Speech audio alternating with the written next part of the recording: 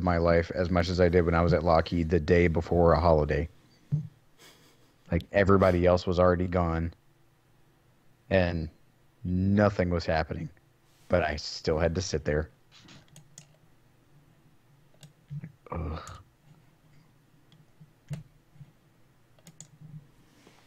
Great. We start streaming right in the middle of me eating. Thank you. Thank you, miss.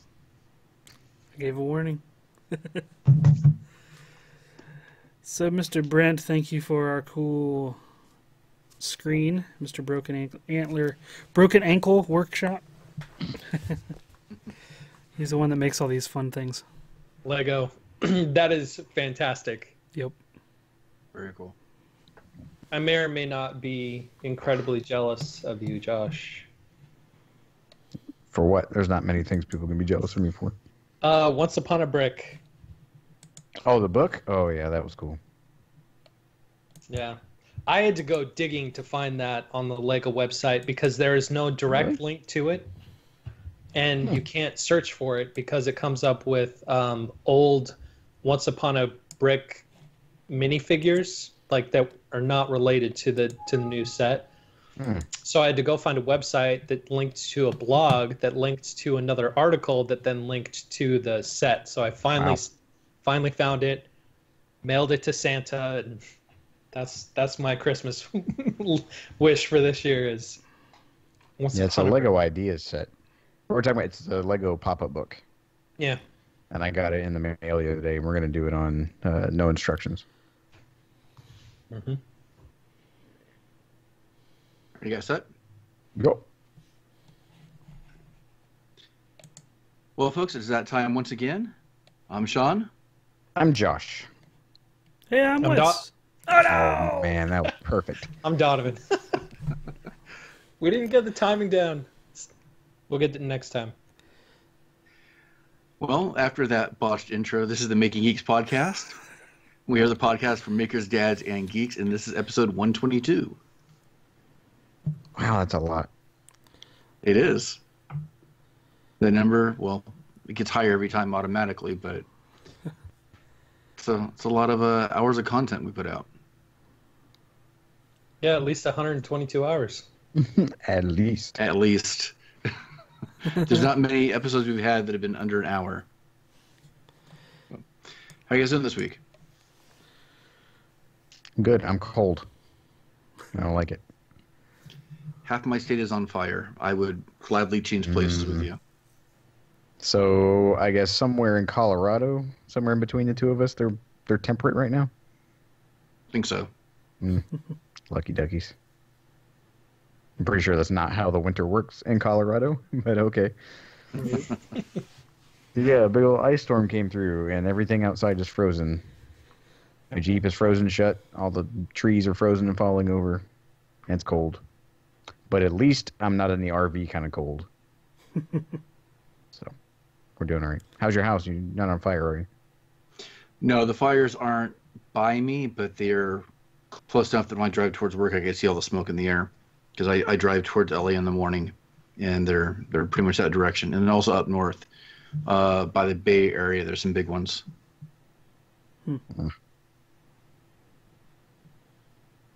It's no fun. How about you guys step on each other and tell us how you're doing?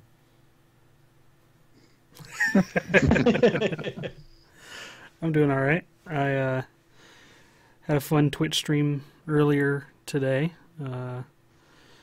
where I'm working on a project that I've been waiting to work on. I've needed a NES shell, like the actual case itself without the internal electronics, for a project that I've finally found one. And it was working up until 5 minutes before we started recording, and I was dabbling with it, and I think I broke the thing I'm working on. I don't want to really reveal what it is at this moment, even though people have already seen it on the Twitch stream, but I think it'll be cool if I keep it under wraps for now. But yeah. Cool. Well, I'm not on fire or frozen. We did have snow this week, which in Oklahoma is very rare. Very rare. So everybody freaked out. We enjoyed it. The kids loved it. I put out my video for the table epoxy glow thing. I never know what to call it. The Legend of Zelda glow table, whatever, on Monday. And I've been working on my Hylian Shield tool bags. And then next Monday, so a couple days from now, I am tattooing a pair of leather shoes. So that'll be a new experience. Yeah, I was a little bit jealous of your video when you put it out, because you put yours out the night after I put mine out. And I've been watching our numbers, kind of go head to head, and I was kind of ahead for a while, and you finally pulled ahead of my numbers. Oh, my whopping 200 views. You're like at 250 right now, and I'm at like 243, something like that. Not that I've been keeping tabs on it. Oh no. Well, good job, both of you. But Donovan, I was watching the workbench, and what you're doing now with the animation and like the storytelling, like that's really fun. And it's unique. Like Sean, you kind of do the same thing with your kids. So both of you have a similar kind of genre now, where you're making things in a very whimsical way with your kids. Mm-hmm. It's really enlightening. It's really kind of fun. But with the workbench, my wife was watching it, and she went, "Oh my God, why is he doing it like that? That seems like the hardest thing in the world." I'm like, I think a lot of people have the same thoughts. She goes, "Why doesn't he just use a CNC?" I'm like, "Because he doesn't have one." She's like, "But how many people does he know that has one?" I was like, yeah, leave that man alone. He's doing a good job. He's doing a lot of work I wouldn't do. It took me 100 hours. Actually, it was like 105, but who's counting? Yeah, it took me 100 hours to route and carve and do all of that whole tabletop. 100 hours. It's such a waste. Looking back on it, though, how much faster, how much more streamlined do you think you could have made it? Looking, kind of like reflecting back. You mean had I used a CNC or doing the same process? No. Even by hand, do you see like faster ways you could have done it, or maybe order of operations would have been different that would have sped it up? Yeah, the inlay. The inlay actually was probably the hardest part. Trying to get all of the pieces to fit together, because I wanted them to fit together like laser precision, like to fit together. And it wasn't until I let go of that desire that I finally got everything to work. The only problem that I found with that is that you can't look at it too close, because you see all of the epoxy fills that I had to do around some of the lines to get everything to be even. And yeah, as with most of my projects, I've realized that as long as you don't look at it too closely, it looks fantastic. That's why it's all on video. But now, does that have like a super special place in your heart, or is it that thing that's like, God, that thing took forever and you're sick of looking at it? Well, it kind of both. Near the end of the project, like the last week and a half before I put the video out, I was completely resenting that project. Like totally and completely resenting that project. But once it was done, I was like, I love it. But the problem is now I already know what I want to do from my next workbench. So, with it being a workbench, are you going to be more hesitant to do certain things on it that you would like a normal like throwaway workbench, like a piece of MDF or whatever? Like, are you going to drill holes through one thing and have that come out? Like, you're going to be more protective of it, or is it just like whatever? No, I'm not. No, I mean, it's going to be a workbench, and so I'm going to use it as a workbench. Okay. I learned back in my script writing days that you need to kill your darling, so it's I don't mind using it for its intended purpose. Okay. Regardless of how cool it is. Like at night I will still walk in to the garage and be like, that is cool. Because it's glowing. Like you walk out in the garage, all the lights are off, and you see this like glowing wall, the characters and all that. So yeah. The one shot of you putting in the glowing epoxy into the characters on the side. Oh, which by the way, does that spell out something? Yes, it does. What's it spell out? I was going to go back and freeze frame it to try to see if I could figure it out. It spells out two things. So on the right side, it spells out Breath of the Wild. And on the left side, it spells out the Beardless Man. Because everything fits perfectly. Because I started this project when I was the Beardless Man and ended it as Once Upon a Workshop. So it's a little Easter egg to call back to my previous life. So Your last shot of finishing it should have been you with a beard. yeah. See, No more. The thing about the videos that I used to make is I put so many inside jokes into those videos that were like callbacks to jokes in previous videos. So like each joke was like building on each other. Like the one of me hand sawing the piece of wood. Yeah. I used that over and over again because it was a joke that was a callback to a joke, and I realized that it's like I need to stop doing that, because unless people diligently like watch all of my videos all the way, nobody's gonna get this, and I don't want to have to explain the joke. So when I saw that scene, I went, dude, I know he's a glutton for punishment, but there's no way that he's actually doing what he's doing.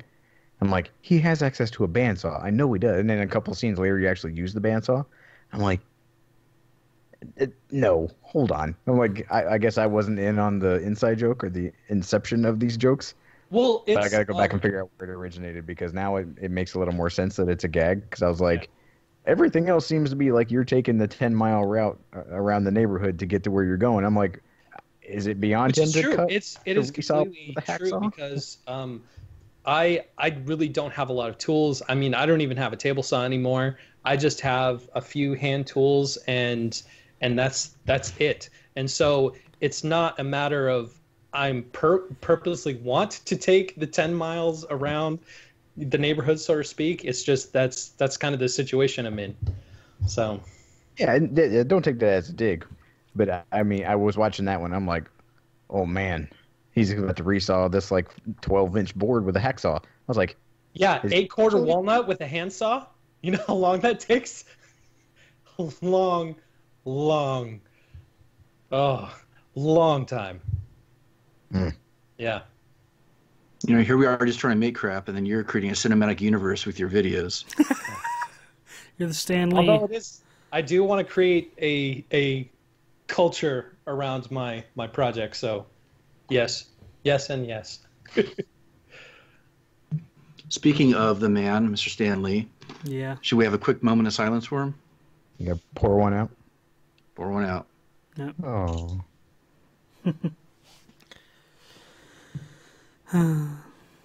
He had some great cameos. My favorite one's the Mallrats cameo. Still, it's the best. Yep.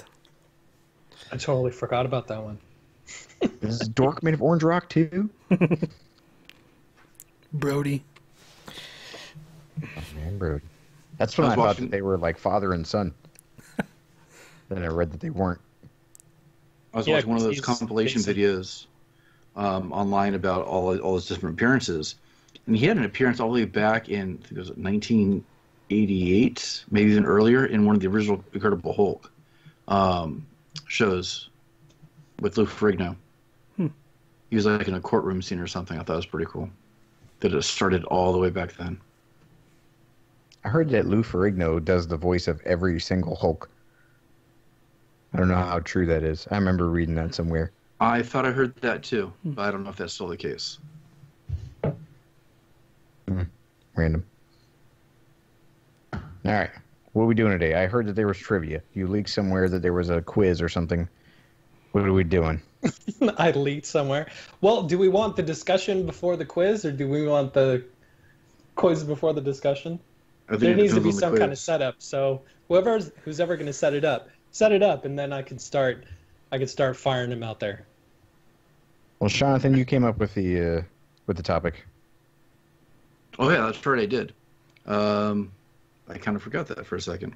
The initial question was, what would you like to see before you die? And then it kind of evolved into like talking more like technology based. I think we kind of added that layer to it possibly. I think that was kind of like my original intention. So, like for instance, I would love to see, this is just one of them, but I would love to see an actual human on Mars before I die. I would love to see that achievement. I thought we saw that. Not in real life. Okay. Potatoes. Yeah, potatoes. Bad joke. Okay, continue. The Martian.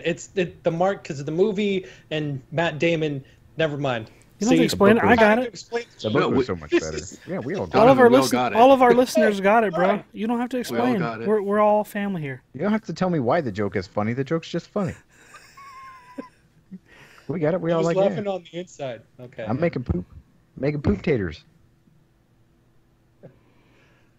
All right. So do you want me to go into this? Well, I mean, what is there something that we have on our mind before we? So have to I answer gave questions one or something? example. So Oh, you want to is see there somebody anything- on Mars, right? yeah. I was thinking. I guess mine is space related too. Like, I want to see space tourism.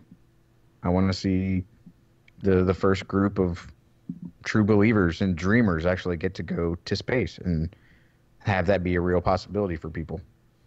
Beyond just the one or handful of people that already went to ISS. You mean like a Like squad the of super them, mega like rich. like a bus full of them, essentially, right? Yeah, like More normal rich people. well, I guess as a callback to Andy Weir's other book, Artemis. So he did The Martian. Then there's a book called Artemis where they have like a colony on the moon, and it's like a tourism colony where people can take a shuttle and they can go to the moon and they can hang out and you can go have there's a visitor center around the Apollo 11 landing site. Like, I want to go to that. I want that to be a thing, and I want to see it. Do you think that possibility, because I consider a possibility in and of itself, would help perpetuate us even further in space exploration and technology and all those things, because more people would, see the possibilities. Like, well, if we could do this, well, what else could we possibly do? In the book, it had a lot more practical applications. Like, they mentioned some type of like fiber optic line or telecommunications line that could only be created in like low gravitational situations. And so that when they, like in the book, they tested it on the ISS in low Earth orbit, but they did it in a really small scale. And so this company figured out that they could do it on the moon.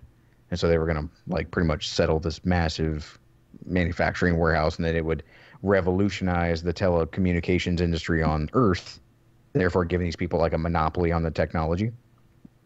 And so I think that maybe rather than space exploration, because it's really hard to get people to financially buy into space exploration in the name of being like an adventurer, like you got to make it marketable in some way. And so I don't know if there is some super magic thing like they talked about in the book that can be manufactured efficiently in low Earth or low gravity situations, but it would have to be financially viable to be able to send people there, like on a tourist basis. Like, that is not going to lead the way.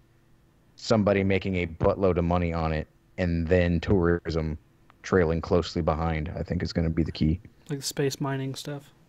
Yeah, like on the moon, where like you got to get the rocks from the dark side of the moon. Asteroid mining. Yeah.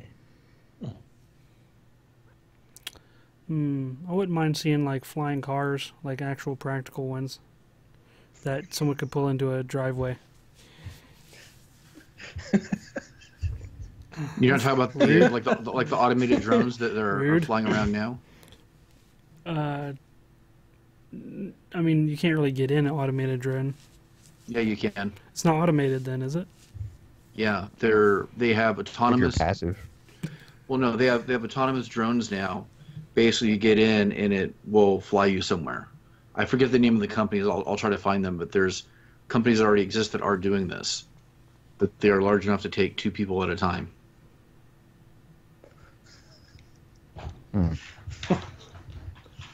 I would not trust that. No. As much as I understand the autopilot and the automated version of you flying around in a jumbo jet, like, I get that, but there still is a person that's there to make rash decisions when need be.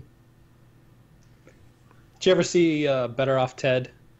Yes. Mm-hmm. Yeah, with the company that engineers and designs all All the commercials. all these fantastical Yeah. things, and they make a flying machine. He's like, can you imagine it? Like people are going to be able to fly like from here to there, doing all these things, soaring through the sky, and then they look at each other, and he's like, "So many people are going to die." Yeah, because that's what I see when I think flying cars. Is so many people are going to die. Well, there was something like that the Army had. They have like remotely piloted versions of helicopters that currently exist, just to try to show how viable it is. So like, there's a Black Hawk that's completely automated. It's just these dudes on like a mega controller, and there's like a helicopter off. And there's one called a K-Max, which is this it's really cool looking. It's got 2 rotor heads that are tilted, and they use it to like fight fires. And they put a bucket underneath of it, and it has this guy flying around with a little camera. And I had a friend of mine that was like, how are they doing that firefighting? Because in a real helicopter, there's me or another guy that did my job that's in the back pushing buttons and doing levers to make the water come out. And we had him convinced. We're like, oh, yeah, there's a crew chief on board. They just don't have a pilot. He's like, really? We're like, yeah, there's no pilots. It's just a guy in the back pushing a button, doing all the water. He's like, well, that seems weird. We're like, yeah, well, like he gets paid extra because it's extra hazardous. He's like, man. And so we had him convinced for like a year that he needed to, like, there was an approval process. And so we were going to fill out an application for him so that he could go be part of this unmanned aerial reconnaissance unit, that he was going to just sit in the back of a helicopter that was being piloted by some people in like a bunker thousands of miles away. But that's kind of what it would be like. Here's a picture of one of them. Interesting. And there's also a company called Kitty Hawk that's doing them. I mean, it's sort of like a cliche answer, I guess. I don't know. It would be nice to not have to have an alternative to, either super expensive flying or taking forever to get somewhere in a car. Maybe the Elon's tunnel system would work. I don't know. Who knows? That's a good point about just transportation on a different scale. Because like when you go to Montana or you go to Europe and you see that speed limits are much higher, and I thought back to like the olden days when people had to crank their cars and how slow stuff was, and if someone could see the crappiest car now drive back then, they were like, "Oh, what is this crazy technology that people are moving so fast?" And I'm waiting to see what's that movie, I, Robot, with Will Smith, with the Audis that could just like drive themselves, but they drive themselves at such incredible speeds because so many things are automated. Mm-hmm. Like, yep. I can't wait for that to be the new norm, to where people won't look back and realize that 70 miles an hour like used to be fast. That'd be neat. That would be cool. I'm sure people that ride in a bullet train get on any other kind of train, they're like, oh, yeah, so slow. Well, they're talking about bringing back the Concorde-style supersonic flight. I guess gas prices might be low enough to make that viable, but I like right now how there was a noise all issue on that one. No, it's fuel expense, and then there was public interest. Like they had a couple of them crash. And so people didn't have faith in it, and then rising fuel prices kind of killed that one. It's noisy, but noise is good for an airport because you can just charge people more. I just read an article yesterday about the military testing a new type of airplane that does quiet sonic booms. What's the fun in that? Giles weeping in a corner somewhere. Nice Street Fighter joke. That was good. I like how all of ours are transportation based. They seem to be very practical. Well, mine was exploration based, just seeing somebody on Mars. It's transportation to get there, of course, yeah. But... Honestly, transportation, I think for somebody like me who lives out of the city but works in the city, and I spend so much of my time commuting, and I hate commuting, like more efficient transportation would be fantastic. I see a lot more automation for things like fast food joints. Like, I still don't see how there are people working at fast food joints. That seems unnecessary. I think with the quality of food that you're getting, and the like understanding of what you're buying when you go to a fast food joint, it's pretty much a vending machine anyway. So I think people, honestly, if there was a commercial that goes, "Hey guys, get over yourself. We're going to be we're going whole hog and becoming a vending machine."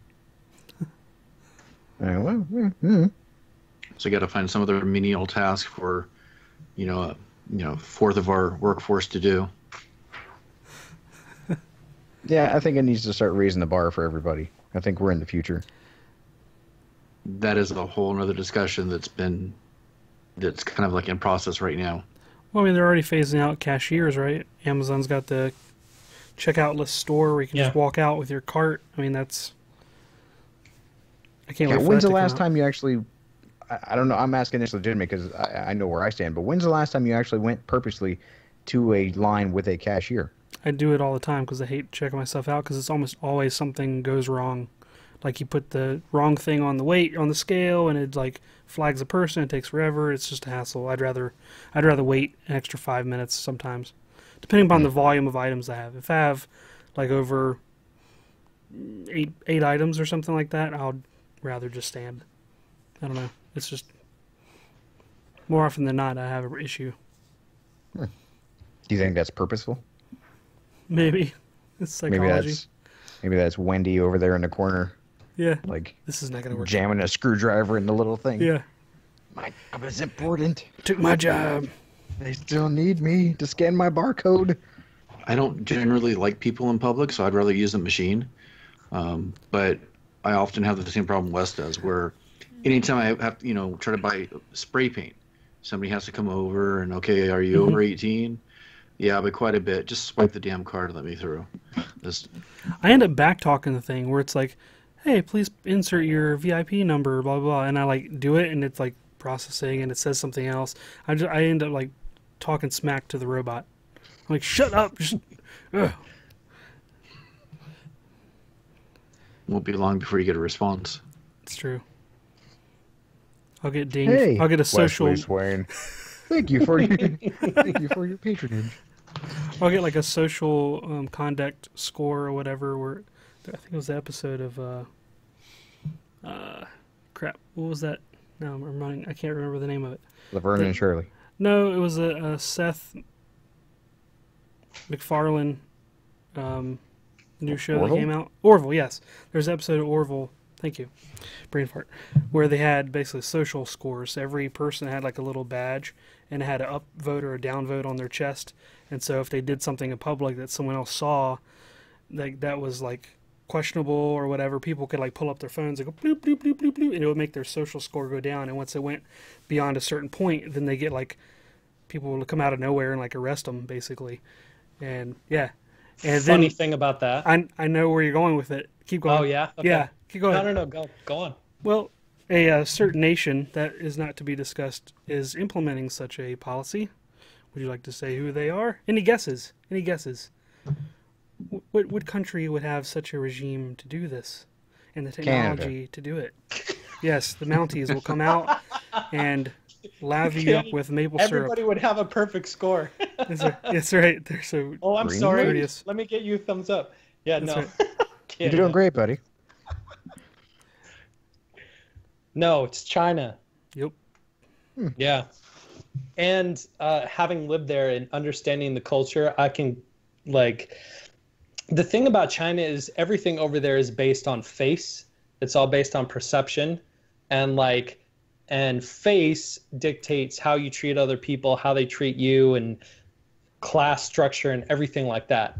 And now this is a way for government to regulate face. Like, it, as somebody that lives there, I understand why they're doing this. I don't like it and I don't agree with it, but I can understand why the Chinese culture would be like, yeah, this is good. So, Interesting. Terrifying. I think the checkout aisle should be that way. The more impatient and angry you are with the machine, the more problems it will just inherently like introduce into your experience. And then it's like, Wes, it doesn't have to be this way. Is the screen that comes up before it asks if you want cash or credit. It's like how? And then Yeah. if you're patient and you're understanding with it, then it just gradually gets better until you can just go through there and just beep beep beep beep beep and skip right through like I do. It's so nice. And while at Walmart, they won't even use like language. They usually show you like memes or something. So what else do we need to cut out? I mean, we cut out newspapers, all but killed newspapers in print. Magazines, I think, are hanging on. For mine, because I haven't discussed mine, but mine is it's a very specific thing that actually already exists, but it hasn't been implemented in anything.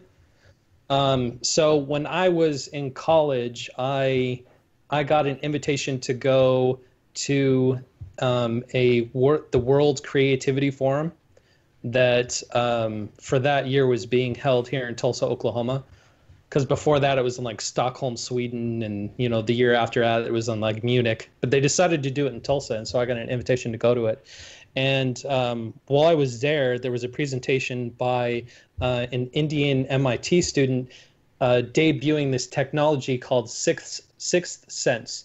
And basically what it is, it's a little contraption that you wear right here, and it has a camera, like a webcam, and another camera, a projector. So like a webcam and a projector and like a computer built into it. So, and basically what it is, it's like Minority Report, that billboard where pictures come up and you use your fingers to like do all that kind of stuff. He was demonstrating this technology, this wearable technology that exactly does that. Like you walk around, if you want to take a picture, you take a picture.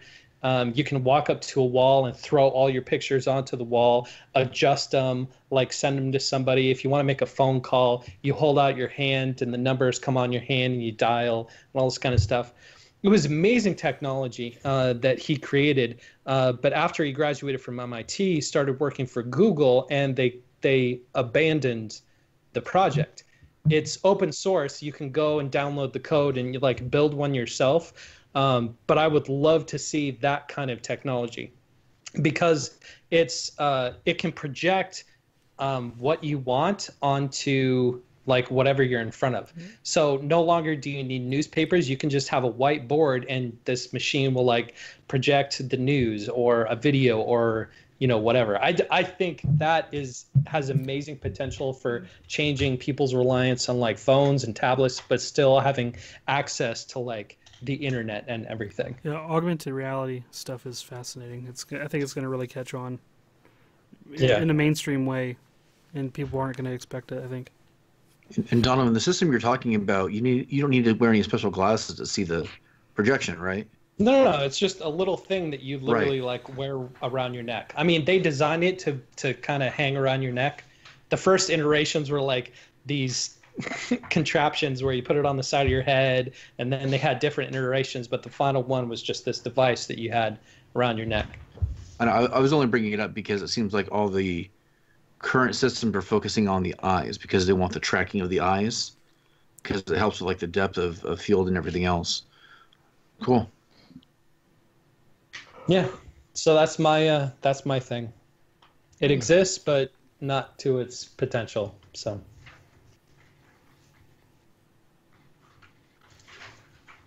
Okay, you ready? You ready for this? Let's do it. Let's do it.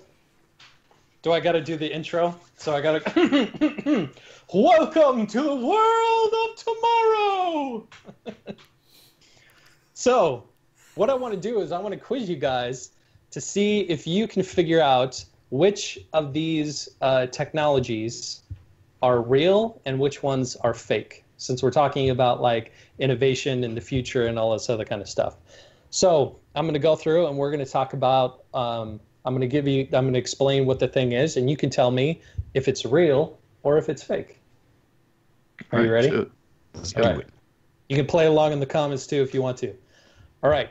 A bendable smartphone. Is it real or is it fake? It's real. Yeah, it's real. It is. It was developed by Samsung. Yep. It's called the Yoom. Actually, funny enough, if you have seen any recent Samsung advertisements or anything like that, they have the Samsung logo, and the very end of the logo is bent up. and then it says like coming soon or something like that, teasing that they're releasing a bendable, supposedly unbreakable, foldable cell phone. So, all right, next one, Gundam suit. Since we are geeks, a lot of these are very geek related. Like a wearable, or one you can control remotely? Like a functional Gundam suit, like you see in a plethora of animes. There's a version of it that does exist. There are exoskeletons I've seen. As far as like flying around with jetpacks and stuff, well, that exists too. I'm gonna say yes. Yeah. There is actually it's like 20 feet tall, fully functional Gundam suit, like Mobile Suit Gundam, that was developed by a Japanese company called Kuritas.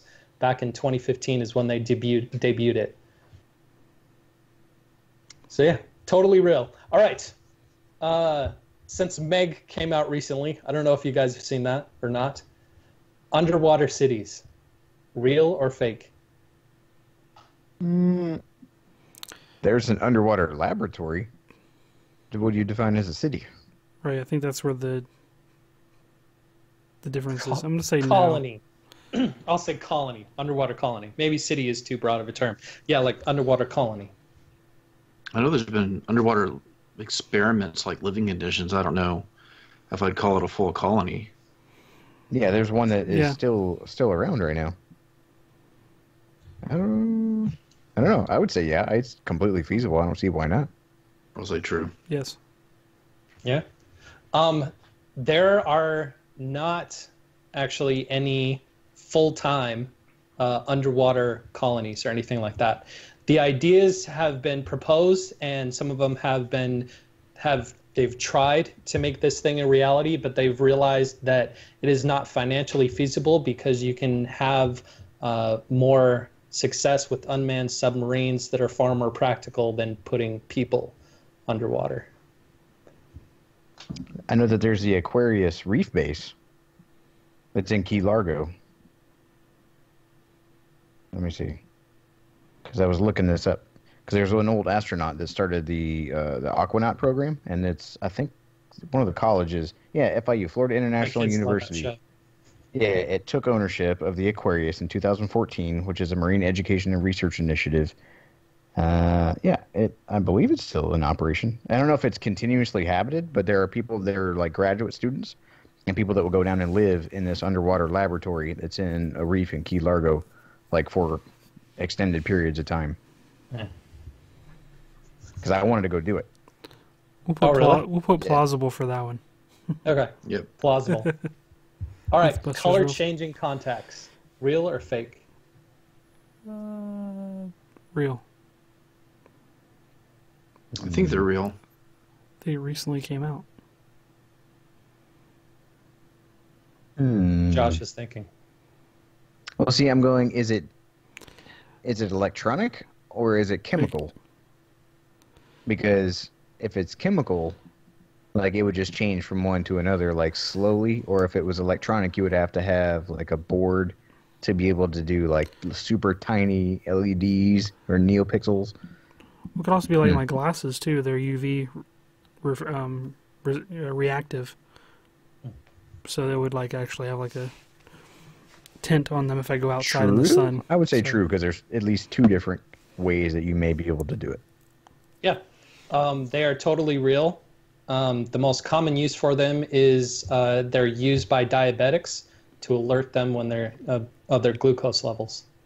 Yeah, so they're chemically reactive. Yeah. Yeah. So, totally true. It's a thing. All right. Air-conditioned clothing. Yeah. Like Back to the Future? Like Back to the Future. We have heated clothing, but is air-conditioned clothing a thing? Adam Savage wore one. He wore. I've worn that suit. Yeah. You wore the same one that microplastic Adam vest. Savage wore? That's cool. Yeah. It's a little vest that has a bunch of tubes in it, and we had a little pump thing, and we wore it in a helicopter because it would be so crazy hot, and it would pump cold water, and it made you feel like your shirt was all sweaty Like if you get a super sweaty shirt and then you sit down on a couch and your back is really, really cold and you're like, ooh, that like weird feeling you have in your torso. That's what it felt like all the time. Yeah, so it's like water cooling technology used for like a CPU. But that's not air conditioning though. Eh, it's another definition 'Cause thing. that's If there's no air, you're saying. yeah, It's you're not water conditioning conditioning. air. You're circulating water. Yeah. I mean, there's no reason you can't have fans in a suit. Like if you're But you in would a, have a Freon. giant, 'Cause I like know a Mickey there's- Mouse, if you're in a Mickey Mouse costume, you could have fans in there, and that would be considered air conditioning. I would say yes, because there's some mountain climbing clothes that have argon in them. That it's like a natural insulator beside like the goose down and stuff. There's a gas, so I don't know if you could do the same thing with Freon. Maybe. I would say yes. This is kind of a yes and no. There are no air-conditioned clothes in the sense of like, kind of like Back to the Future, where air is literally flowing through the clothes. Just because of the inconvenience of flowing air through clothing, but there are clothes that, like you guys said, the tubes and the cooling and things like that for extreme climates. I would argue that those giant sumo suits are air-conditioned suits. That's the final answer. Or the Well- the dinosaur. That's right. Yeah, exactly. When I wore the Chuck E. Cheese costume, it had some fans in it. Smart thinking. Yep. Yeah, it is. Otherwise, you just die. All right, food in a pill, real or fake? Like a supplement or actual food? Define food. Like something Like- broccoli in a capsule or what? Sustenance? Yes, Like Soylent Green kind of stuff. like a food pill. It's a food powder. I don't think I've ever seen it in a pill I yet. would say yes. Because you could, I mean, when people are in a coma or whatever, they have feeding tubes. It just pumps like a nutrient paste into their stomach. It's not like somebody jamming mashed potatoes in a colander or in like a funnel. So I'd imagine you could put that same thing inside of like a capsule. Yeah. I'm going to Like- say no like based on Soylent the. Green. I'm going to say no based on my perception of what a food capsule would be like in the Jetsons. I would say yes, just because I think we're using food loosely. Yes. Sean actually, yeah, was onto it. Food in the sense of like Jetsons, like a food pill where it's like, have your breakfast. Oh, I'm in a hurry, and so they cut it in half and yeah. They don't have food pills like that simply because of calories. Because of energy needs and the caloric needs of our bodies, we would have to take up to 450 pills a day to meet all of the caloric needs for our bodies to function. Yeah, we So don't that have anything that calorie dense in that Yeah. size. There are no food pills. Although I can make an argument that Wes's pancakes might have that calorie density in them. Bam. I could do it. I can encapsulate That's it. a fact. Just got to add some bacon and like a protein in there, and we're set. Look, if you can put a camera inside of a pill for like a swallowable colonoscopy, you can put food in there. I'm just saying. You just get one of your oatmeal cookies and just like punch You a got hole. to try in it. harder. That's right. Get a burger. Pills can in be there. pretty big too. Like yeah. That's how I'll eat quinoa. Quinoa. As a They pill. just like pack it in a pill. Well, Take it rectally. Wait, it's this a is, suppo- this is happening in the suppository. wrong direction. Any food could become a suppository if you really tried hard enough. This conversation went in a different This direction. conversation took a turn. Even it just became awesome. Okay. With the new Harry Potter movie coming out tomorrow, A Cloak of Invisibility, real or fake? Real. Real Duke is developing it. It has arguably already been used by the Yeah. military, but I don't know if any I of think it that works is for plausible. microwave radiation, I believe. I thought it was like more like the bending of the light. Bending of the light. It's called metamaterials.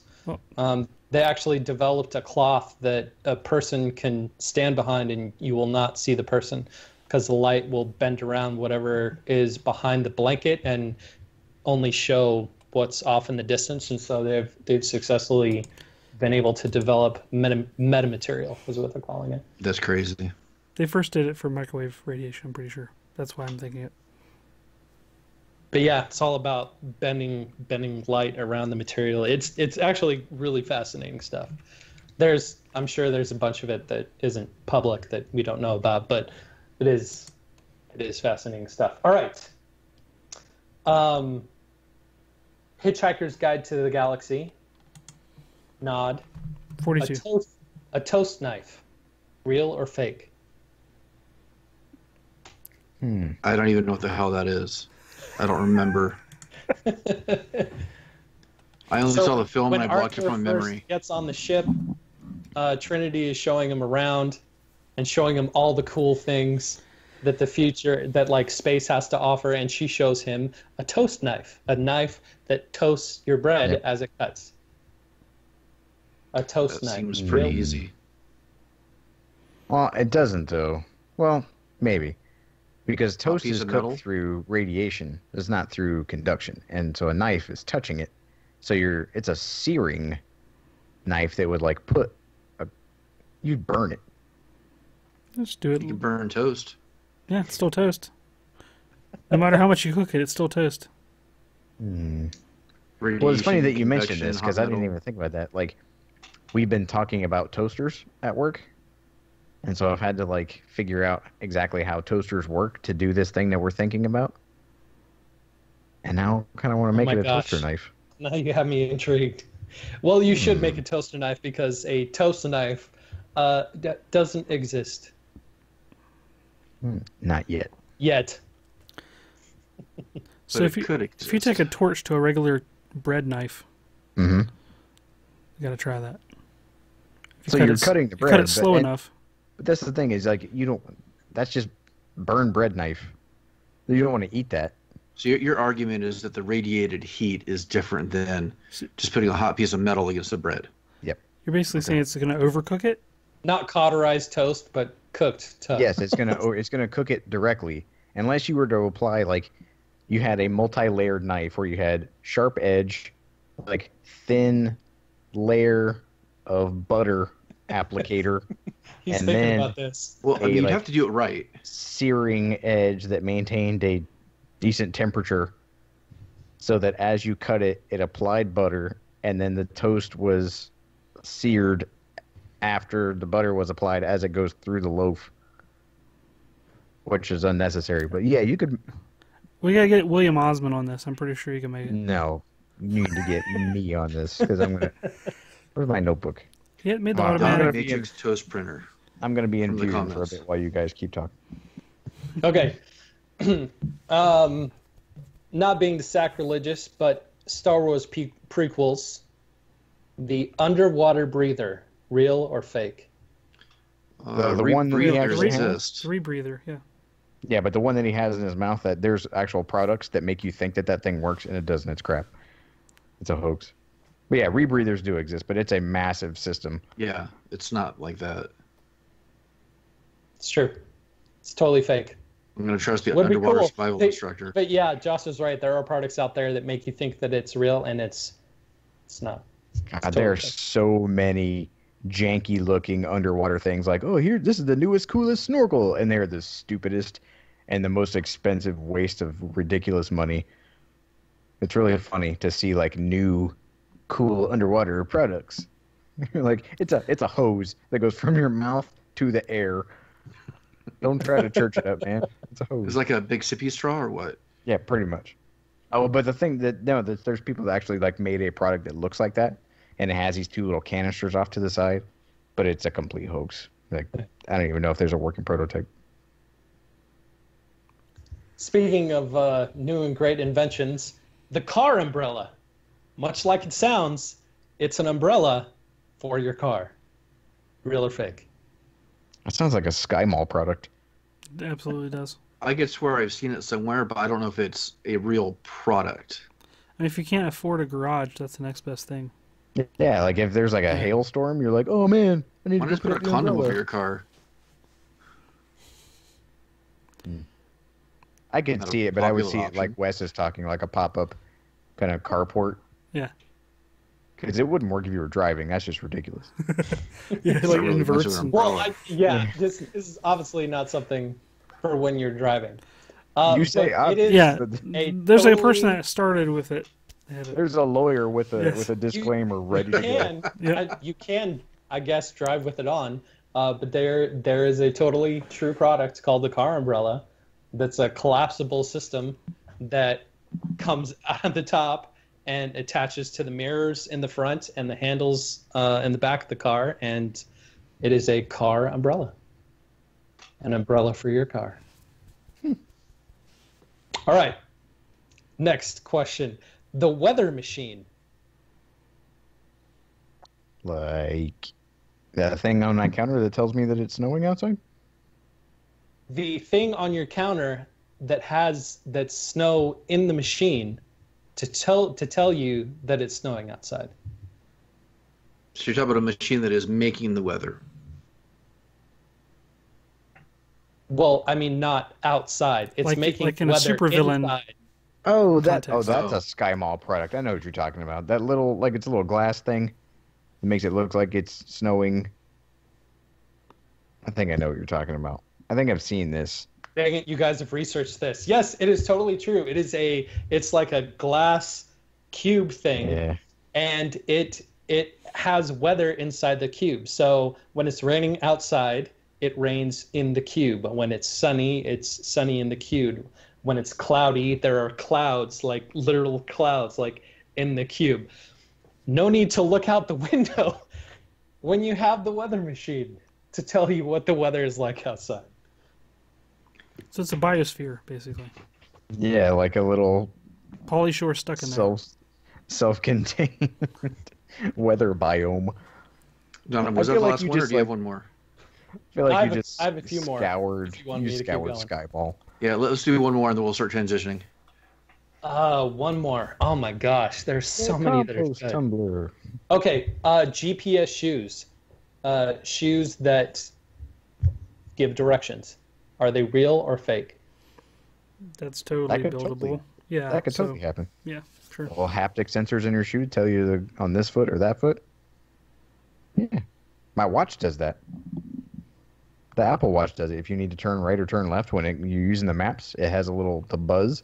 The buzz is different for a right turn or left turn. So yeah, totally believable it'd be in your shoes. Yep. Just like that, there are haptic sensors in the base of your shoe that vibrate when you need to turn right or turn left and give you directions of where you need to go. So, yeah, I wonder totally if that's fine. an accessibility product for like a blind person. Yeah, I'm sure there's a lot of like practical applications for it besides. Wouldn't you need it for the dog, though? That's sort of stupid. You need 4 of them. I want to make a cane, a blind person's Yes. cane. It just says, "Watch out! There's a dude in front of you. Turn left, man. There's a car coming." All right, one more. A la Stanley, since he's been in the news so much lately.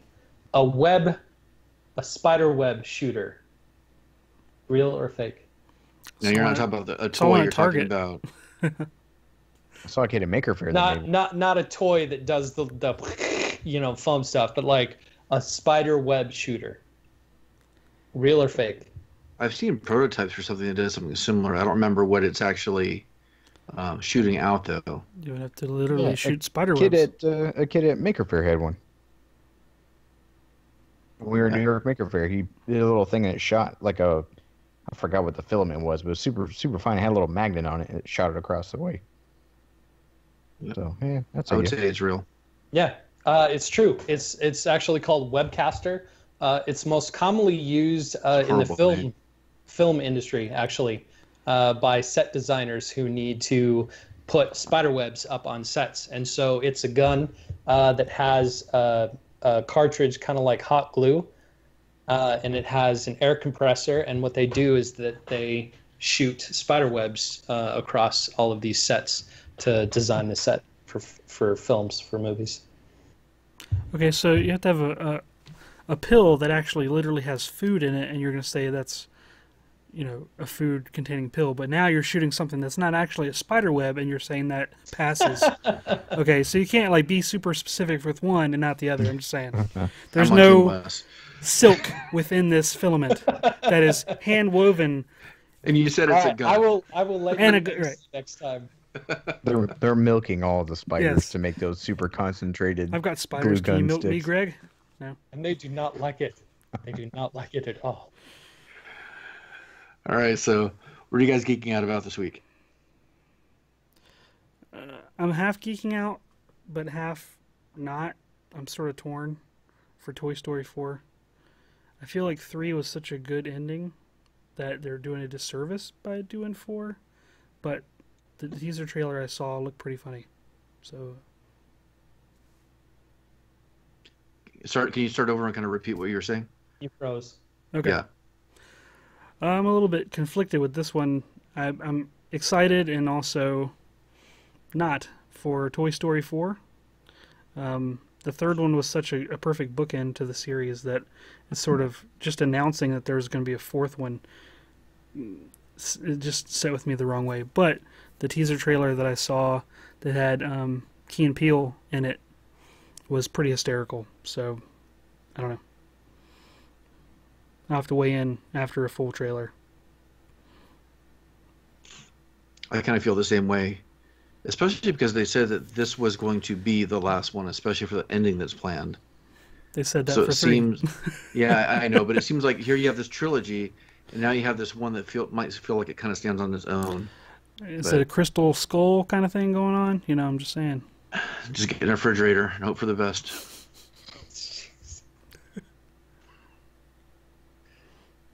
Well, I went and saw Bohemian Rhapsody the other day, and it was awesome. So not even if you like Queen, if you like music, like watching them make the songs that are so popular, like it was just an outstanding movie. I thought it was super cool. And it was my anniversary, so we went to go see that, and we went to another thing I was mega geeking out about was what? You not hear me? No, I can hear you. I'm just disappointed that I didn't get to go. But go ahead. Oh. We went to the restaurant that Wes and I tried to go to. It was good. But then we went to a super secret speakeasy in Louisville that you walk in and it's just like this little museum looking thing, and this lady pops out of the wall, and you have to answer like the questions 3 and have a reservation. And then she rubs on the wall in the right spot, and then the door opens up and we go downtown or go downstairs into this like 1920s speakeasy with these high back like velvet booths. And she set us up in this like mezzanine kind of place that had this nice bookcase, and the bookcase was a secret entrance to another little banquet room. And it is the exact thing. It was the perfect thing for my office that I'm going to make downstairs, the secret office that we're doing. And so that day was it was awesome. It was my anniversary, saw a great movie, super secret stuff that I will geek out about all day long, and gave me inspiration for an upcoming project. Very cool. That's awesome. With my Harry Potter project that I'm going to be doing on Monday and the Crimes of Grindelwald coming out tomorrow, I've been geeking out about Harry Potter stuff, going back and watching some of the movies and whatnot. So that's what I've been geeking out about this week. I'm geeking out about getting a teaching certification that I got yesterday for a piece of software that I used for teaching my animation classes, and then also seeing the different levels of certification that I actually might end up pursuing, including a professional certification for it.